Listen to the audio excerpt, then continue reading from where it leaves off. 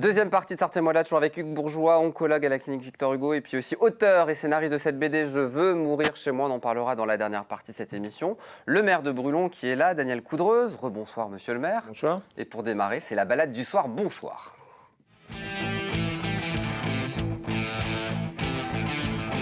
Et notre guide touristique, c'est évidemment Pascal Mariette. Bonsoir, Pascal. Bonsoir. Bienvenue parmi nous, la maison natale de Claude Chappe, le prieuré, encore la tour du Pissot, c'est comme ça que l'on dit? Oui, c'est comme ça que l'on dit. Bien, on va commencer évidemment par l'histoire de Claude Chappe, évidemment. Oui, sur cette commune où il s'est passé tellement... Ah, on t'entend pas, apparemment, il y a un petit problème de micro. Le micro, En attendant de régler le problème, monsieur le maire, Claude Chappe, évidemment, ça fait partie de... C'est l'histoire de la commune. C'est une histoire tellement fabuleuse, cette découverte d'un appareil qui allait pouvoir communiquer loin. Télégraphe, ça veut dire télé, loin, et graphe, écrire.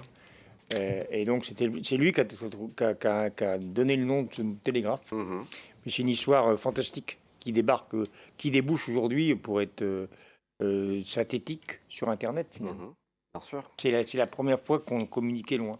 C'est lui qui a tout créé, on le disait, 500 km de réseau. 5000 km de ligne. C'était Paris-Lille, Paris-Bordeaux, Paris-Strasbourg, Paris-Marseille, Paris-Brest. Voilà. Aujourd'hui, la mémoire de Claude Chappe, on la retrouve à travers notamment sa maison natale. La maison natale, oui, qui va être ouverte d'ailleurs pour le patrimoine, hein, qui va être ouverte quelques heures pour découvrir notamment ce que Chappe avait fait faire sur sa maison. C'est une méridienne, l'ancêtre du cadran solaire. Je crois que Pascal va nous parler. Maintenant, il va pouvoir parler parce qu'il a retrouvé la voix, Pascal Mariette. C'est pas mal, hein? Nickel. Ouais, impeccable. Merci, monsieur le maire. Impeccable.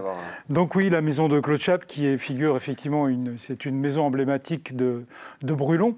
Et dans cette famille est né donc 5 enfants, ils étaient 5 frères.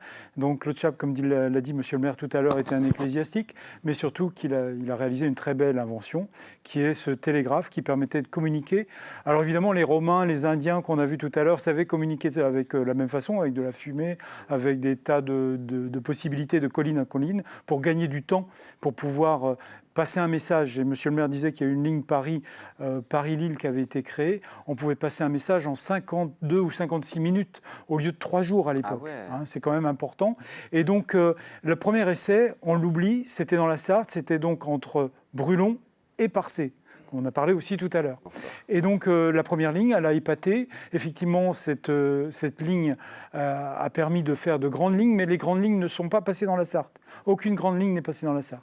Et, voilà. Et donc, l'idée était excellente parce que, suivant le mouvement des 3 bras, on avait une lettre ou des chiffres, mais ça ne donnait pas un mot. C'est-à-dire que le dernier qui recevait l'information, c'est-à-dire au bout de je ne sais pas combien de passages, puisque chaque pied de pylône était sur une colline. Et d'une colline à l'autre, évidemment, on pouvait communiquer avec des jumelles. Mais les gens prenaient des codes et ils renvoyaient donc les barres, le niveau, des codes, etc. ça faisait des mots, en fait. Voilà. Alors. Mais le dernier, à l'arrivée, lui avait un cahier, 92 pages, 92 lignes. Et chaque code donnait une phrase ou un mot.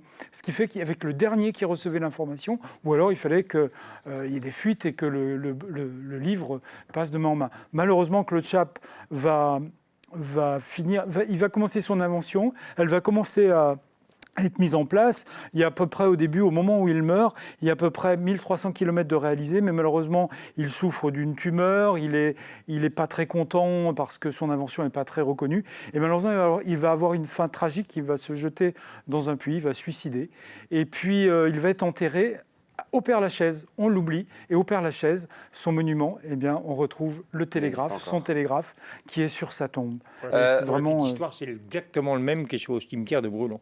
Les 2 télégraphes sont les mêmes. Oui. Exactement les mêmes. Aujourd'hui, la mémoire de Claude Chappe, c'est au cimetière de Brulon, mais aussi la maison natale. Alors la maison natale, tout à fait, que l'on retrouve à Brulon et que l'on peut voir. C'est une très très belle maison qui fait partie des belles demeures, comme le prieuré que je vous propose de parler. Ah bah voilà, le prieuré retenu, je le disais, dans la prochaine mission Berne. Oui. Oui.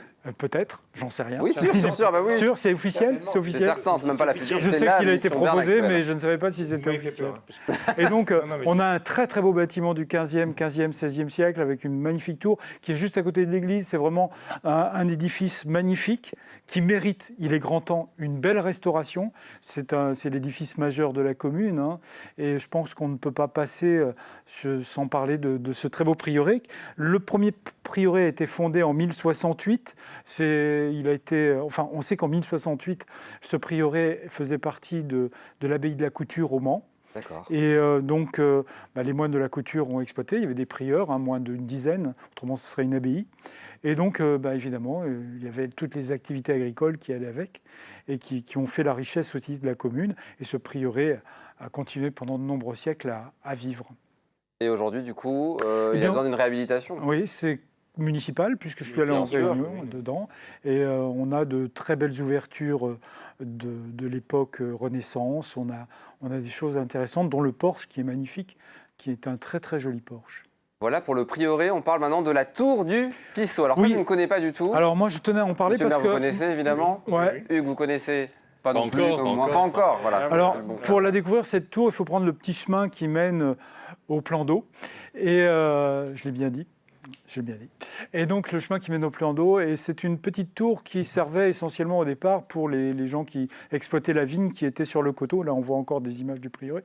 Mais la tour du Pissot, c'est une jolie petite tour qui a failli disparaître, nous disait monsieur le maire, et heureusement, ils l'ont sauvée en la restaurant. C'est pour ça que je tenais à en parler, parce que c'est le petit patrimoine vernaculaire des communes, et je dis toujours aux élus, faites très attention et surtout conservez ce patrimoine, c'est ce qui fait l'histoire de la commune.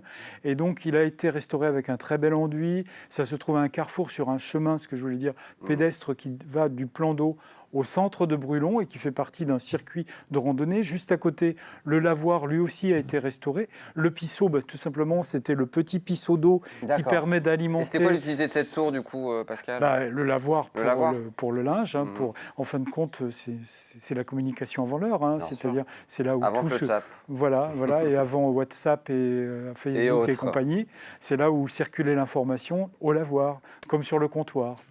Merci beaucoup Pascal pour ces belles découvertes encore ce soir. On te retrouve la semaine prochaine pour de nouvelles aventures. À bientôt. Avec un micro qui marche dès le début de ton intervention, évidemment. Allez, à présent, on passe au Tu préfères. Allons-y.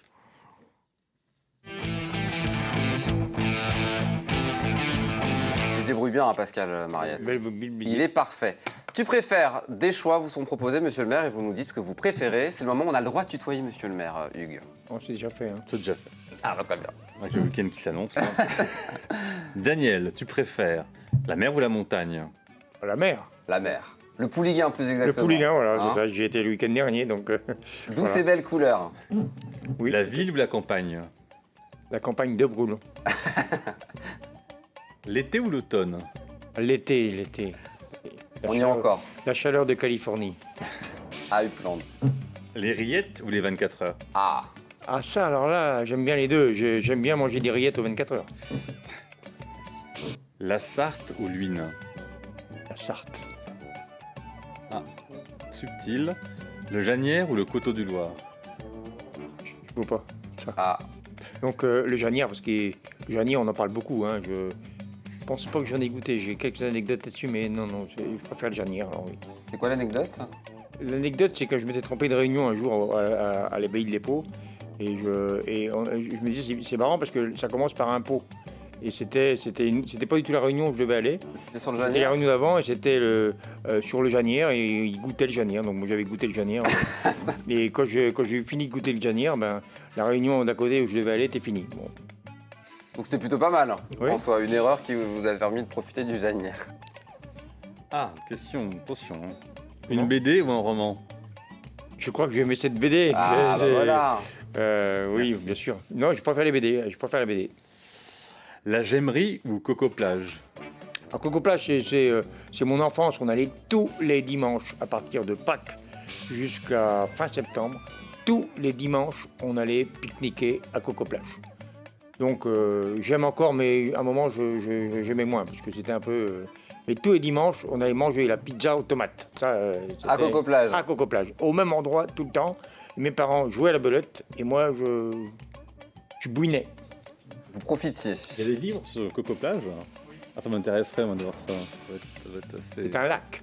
Là, on en parlera. Ah, c'est pas un plan d'eau. C'est pas un plan d'eau ni un Peut-être que le maire de Ciel-Guillaume est prévu dans les prochaines semaines. Ah. Il y a un petit livre qui a été édité sur Coco Plage qui Ouais, est très très qui est bien, un excellent. petit livre orange qui est excellent avec beaucoup de photos documentées, Ça doit être, à mon avec avis, plus de 100 ans d'histoire de. Ah ouais. On du donnera lac. les coordonnées à C'est le début à du Hugues. tourisme en Sarthe. C'était tout le monde allait à Coco Plage. Le foot ou le vélo? Les deux. Ah bah non, faut J'adore. choisir. Ah mais Ah, faut alors, le choisir, foot hein. bien sûr parce que j'ai pratiqué plus que le vélo, mais j'adore le vélo. J'adore le Tour de France. J'adore le VTT et maintenant j'aime beaucoup le vélo électrique. Comme moi, ouais.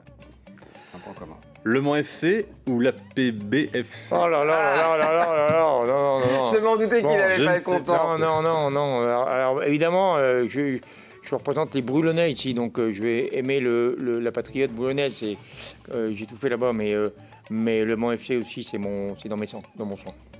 Dernier choix. LMTV ou BFM TV? Alors, LMTV à 200%. Bon, bonne réponse. Merci beaucoup, monsieur le maire. Allez, on passe au tu préfères, à la ville mystère pour finir, pardon.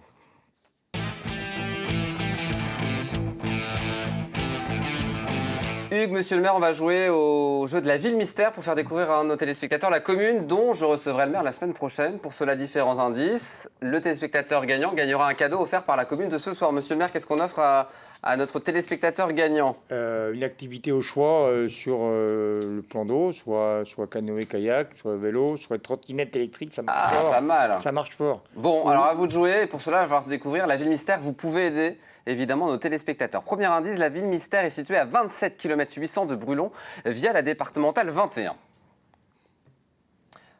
Deuxième indice, le nom de ma ville mystère peut être de désintoxication ou thermale. Troisième indice, c'est aussi un célèbre groupe de rock gothique britannique. Petit extrait musical. Pascal rigole, Pascal Mariette a déjà la réponse. Ah, c'est pur. Dernier indice, les habitants s'appellent les Curoises ou les Curois. Ah, Dominique Amiard pur. Ah, peut-être que c'est la bonne réponse si vous le pensez. Jeu au pluriel @lmtv.fr pour gagner cette activité sur la base de loisirs. Merci monsieur le maire d'être venu sur le plateau. C'était un grand plaisir et quand vous voulez, je suis là. Eh ben très bien, on parlera des communautés de communes, donc on reviendrait. Je suis ravi d'avoir rencontré mon ami du jour. Eh ben voilà.